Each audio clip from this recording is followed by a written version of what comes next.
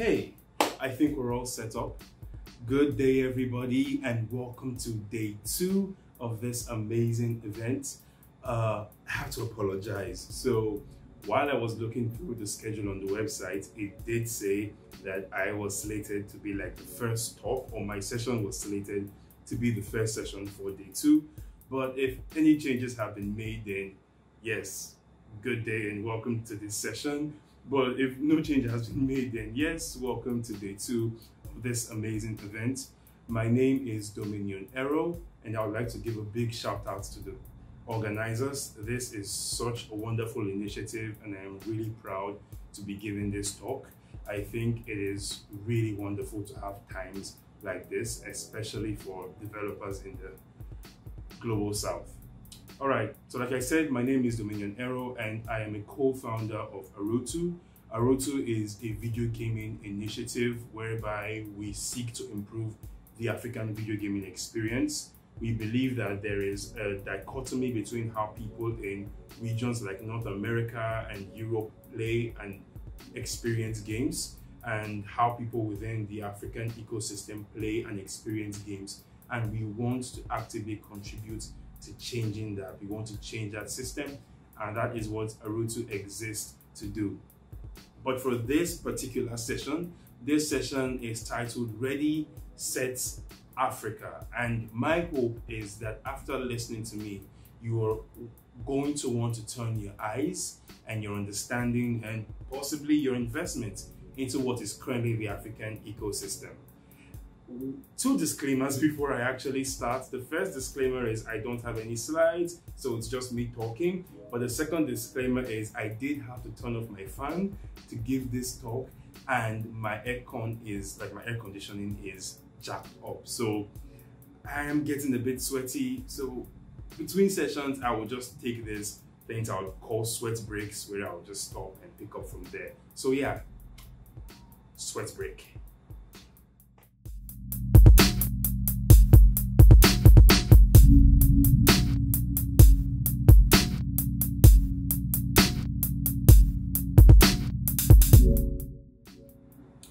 So we're back. A little bit of updates. I gave up on the idea of recording this without the fan. So if you do hear a bit of background noise, please bear with me. I just don't want to take that many sweat breaks. I think we could just go ahead. All right then. So Ready, Set, Africa. Like I said, this is going to be a talk about why your studio or your initiative or even your efforts should be turned towards the African continent, at least to some extent. This particular talk was born out of a gap, because a lot of times when people speak about the African continent and talk about what is being done and talk about why you should contribute to what is being done within the African space, and this is not just limited to gaming, people often say these things but from the perspective of inclusion and diversity. Now, these things aren't bad. They are good and they are needed. But I feel in most cases we are now missing a crucial point. The point being that creating products and investing within the African ecosystem is actually a viable thing to do. And it is no different for the video gaming industry. So essentially, what I'm going to spend the next 20, 25, maybe even 15 minutes doing is just walking you through some perspectives and some discoveries I've made that show you why the African video gaming ecosystem is something that you should be considering, not just now, but also in the next 5 years, because the next 5 years are going to be absolutely crucial. So I've been within the space for, what's it now? Let's say 3 years. And I have seen so much happen, and I have seen efforts, right, go from little, small, community-based programs to things that are now competing on a global scale. And studios can also tap in on this. A great place to start when you are considering the African video gaming ecosystem and just demystifying it is, first of all, considering Africa as a whole. And by Africa as a whole, let me speak to 2 key indexes that always determine viable markets. The first is population, and the second being demographics. Most people don't know this, or a lot of people know this. I don't know how many people know this, but the African continent, right, has 1.2 billion people in it. If you compare that to, let's say, a continent like Europe, for example, Europe has, if I'm correct, about 770 million people in it, right? And that's not far off, but obviously you can agree that the African continent has way more people. If you move even further down and talk about the second index, which is then demographics, let's talk about age, for example. The average age of a European is somewhere within the ranges of like 43 years or 42 or 44, right? So the average European.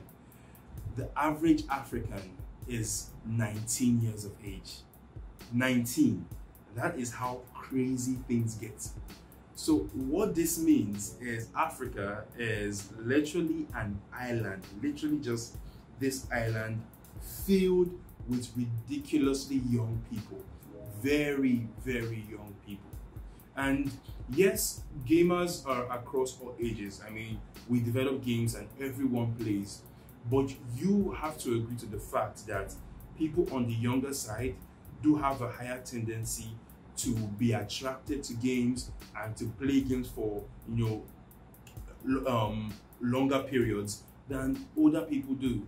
So younger people are always a key metric when you're considering games. Now, not for all games, but for most games, you always have to look at young people and how many they are. And obviously Africa has a lot of young people.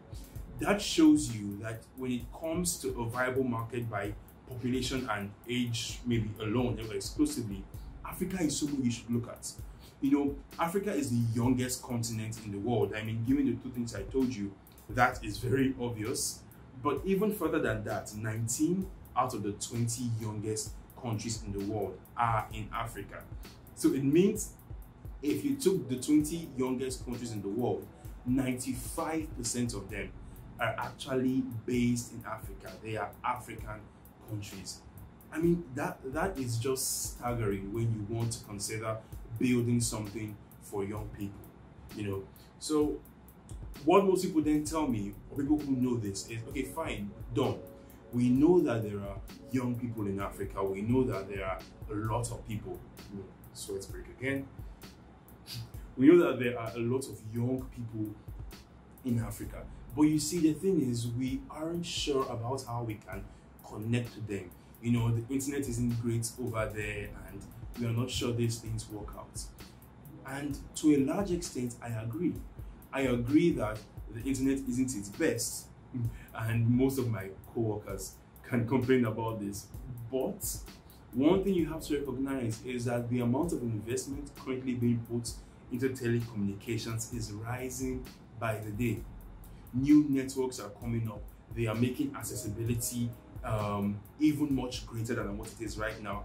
And by accessibility, I'm talking about regional accessibility. So they are spreading telecommunications to new places that didn't have like 4G Wi-Fi and things of that sort, and even 5G, but also economic accessibility. So with the new entries into the market and with the greater investment, the prices of data purchases for people to go on the internet is also reducing greatly.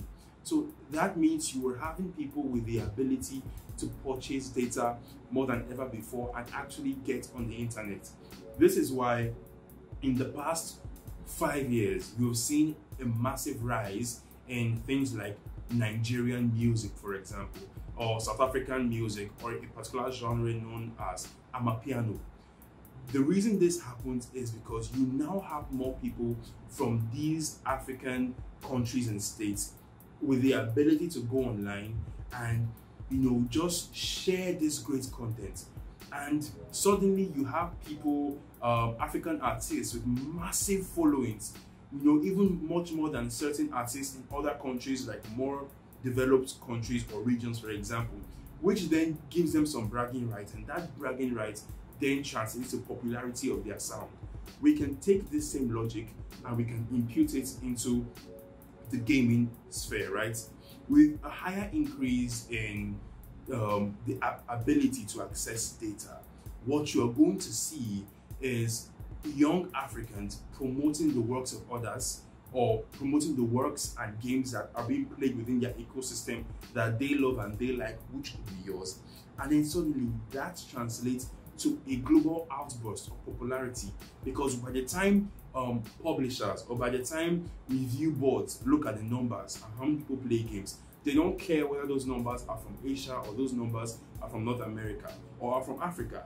The fact that the numbers exist mean they exist. So that is why the population within the African space and the age, the demographic, right, how young these people are, is something you definitely shouldn't joke about or even overlook.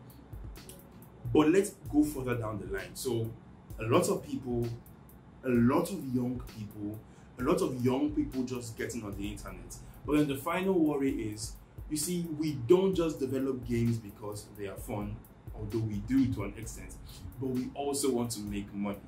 So how sure are we that along the pipeline, this thing doesn't just start off as a good project for a lot of people, but also becomes a viable project whereby people are making purchases? Because given the economic situation of a lot of African states, we aren't sure they might be able to purchase as much.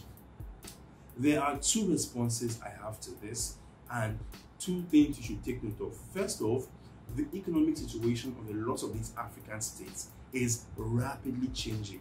So what that means is that a lot of African states are actually getting economic alleviation, and this is happening also because of the new advent of how we work. For example, I live in Nigeria and I work for a remote studio based in Germany. So a lot of my co-workers are in Poland, Italy, Ghana, Sweden, and Germany. And I live here in Nigeria doing all of that. So what that means is I am no longer limited to the economic confines of my own state before I can find a job. I can sit here in my house and do it. And a lot of young people within the African ecosystem are learning this too. Gamers not excluded, because there is now a fast rise in things like esports, for example, within the African space. A lot of people are now learning how they can compete on a global sphere with just their PCs and internet connection, or their consoles and an internet connection, and they are doing it and they are growing.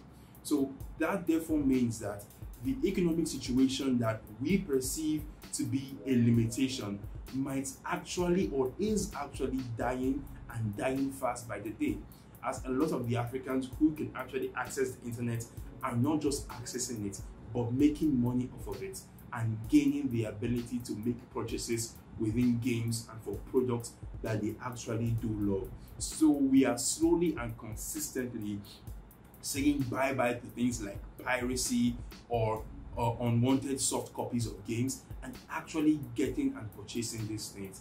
That is why, if you can envision a world where 1.2 billion people, of not all of them are young, but 1.2 billion people that have a majority young population can purchase gaming products, then you are literally envisioning the most amazing market that anyone should be heading towards. So now I think by now you should understand what I mean by just how valuable the African market is and why anyone should be aiming to get in there. So the question then becomes, now that I know the market is viable, I know it's great, I know it's good, it still doesn't just seem like a right fit for me. I mean, I don't know where anything is, I don't know what is happening, and I don't know how to get in. Well, that is why this session is all encompassing, and you can thank me later. But also, I think my co-founders are also going to be giving sessions down the line today where they will talk to you about specific and niche markets within the African gaming space and how you can also gain access into those places. But before they do, I think that is one benefit of a role I hold dear to heart, and that role is a community manager role. Before I continue and I explain the community manager role, all it entails, and ways you can gain access, I am taking one more sweat break.